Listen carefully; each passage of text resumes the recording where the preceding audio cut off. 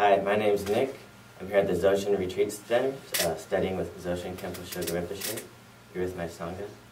And today I really want to teach everybody about what's real, what's the true nature, what actually exists. But before I could do that, I need to rip off some layers before I could get to that center. I need to rip off some confusions, some misunderstandings I think we all have about ourselves that actually caused us to really function with some wrong views about reality. So the first thing I'm going to talk about is this idea called nihilism. And a lot of people maybe could say, oh, I'm not a nihilist whatsoever. But actually I think we all have a little bit of this type of thinking. And nihilism basically says life is meaningless. There's nothing before you were born, nothing after you die. There's no past lives, no future life. And this, basically your thinking doesn't matter because you're just going to disappear into nothingness. Nihilism really holds this concept of nothingness, like nothingness exists. And this is really funny. Nihilism basically says, you know, like I'm a brain or something like that, I'm just like some cosmic accident or something like that. And really at any moment I could just disappear into nothingness. So, you know, once this body dies or whatever, it just bam, gone, nothingness. And this is really funny because, like, how can you think that and not be so scared every moment? If I really felt like that, I should, like, have a gun and be, like, shooting everybody, like, protect myself. Like, nobody touch me. This is my last chance. If I'm gone, I'm just nothingness forever. And so, nihilism, like, this idea really has no benefit. If you really believe this, you're just going to be scared every single moment because at any moment, you're just like a bubble. Just like you could pop so easily and just never exist. And another way to look at this concept is really funny because how could you prove that? How could if somebody disappears and goes into nothingness, how could they come back? We have to look at how funny this concept of nothingness and no past life, no future life, how funny that really is. So nihilism, if you believe that, it's going to have no benefit for yourself. And it's really probably the biggest example of what would have to be blind faith. It's impossible to even assume that it's logical whatsoever. So that's one layer that we have to really rip off, that clinging to that idea whatsoever, if we can really find out who we really are. The next level I want to go to is this idea of an external creator, or creationism. This idea is really funny too, for a number of reasons. One thing I want to say beforehand is it has more benefit to think that this might exist versus nihilism. Nihilism really gave you no reason to practice positive thinking. Nothing you did had a result, nothing mattered. Creationism, or external creator, most theories that posit external creator kind of give you some incentive to be good. Because if you do bad, this external creator might punish you and put you in hell forever or something like that. But another funny thing is, like, really in all the philosophies that teach this, that external creator can really do whatever you want. You don't have a choice. Your thinking isn't really the cause of your reality. This other outside creator created you and really has free will over you. You can do whatever it wants to you. So what this does to your thinking is it creates a state of mind where it's like the ultimate drug. You're like, oh, I'm not responsible for anything. Somebody else will take care of it. Somebody else created me. Somebody else is going to decide what happens in the future. So this really doesn't give you much incentive to create your own universe, to control your thinking, to take control of yourself. But it is a little bit better than nihilism.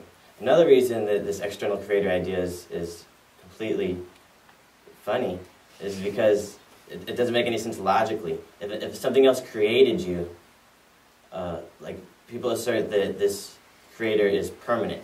That's how it created you. And what that means is who created that creator? Basically, that's what I'm saying. This whole idea of a creator doesn't make sense because who created that creator then? Then it just has to be going back to who created who. But they'll say, oh, this creator's permanent. Well, if this creator is permanent, then it couldn't have created you. Because if something is permanent, it can't change.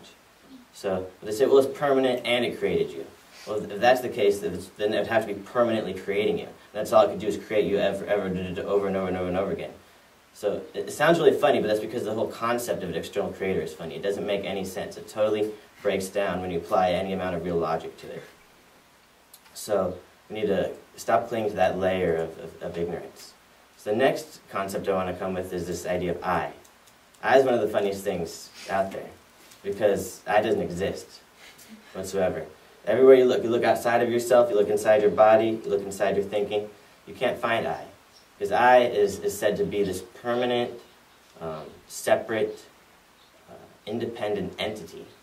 But what we look when we analyze is everything is changing. Everything around us is changing. Our whole body is changing. Like our blood's flow, like it's changing every moment. Our thinking is changing every moment. So really, it doesn't make any sense to say that there's a permanent thing there when we're actually, or an independent thing, because we're totally interacting with each other. We're not independent whatsoever. We're actually interdependent. This idea of I is really funny. And when you think I exist, what you're doing is just like nihilism, just like creationism. You're creating this fear that you're going to have all the time. If you think I exist, you're just like in your own jail, because you're always clinging to this idea that I exist, and it's really the root of all suffering, clinging to this idea.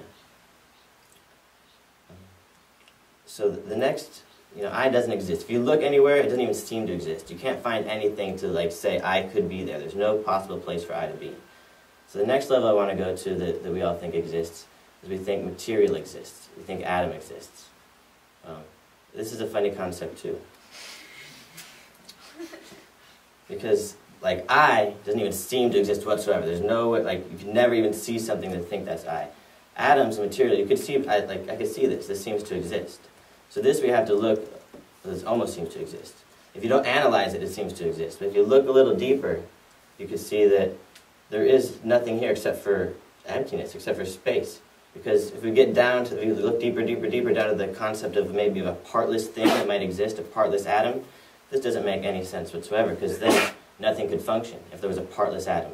If there was a partless thing, a piece of material that existed, it would take over the whole universe.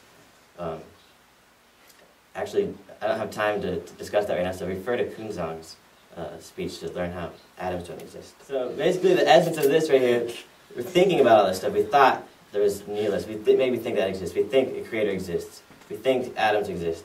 What's the root of all this? All we find is thinking. That's who we are. That's what exists. That's what we say seems to exist. It's the only thing we could really seem to find, no matter how relative of a logic you apply it, thinking seems to be there. So thinking is who we are. Thinking is what exists.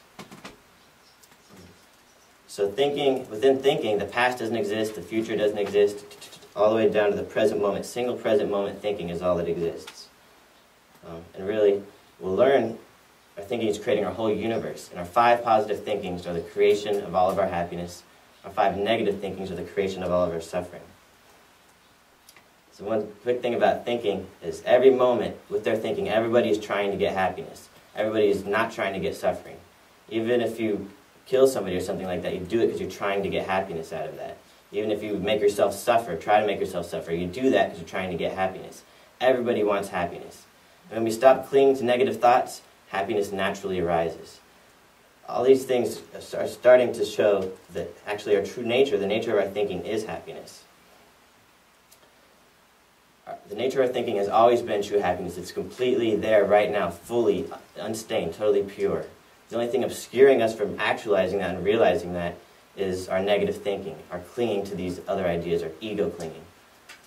So basically from time to time, remember what I've been telling you here, like the flick of a match. Remember pure perception. Remember the nature of your thinking is actually true happiness. And from this, like Eric said, compassion for all beings is going to arise. Now we just have to, out of that intention, go out there and do something about it. Thank you all so much for tuning in.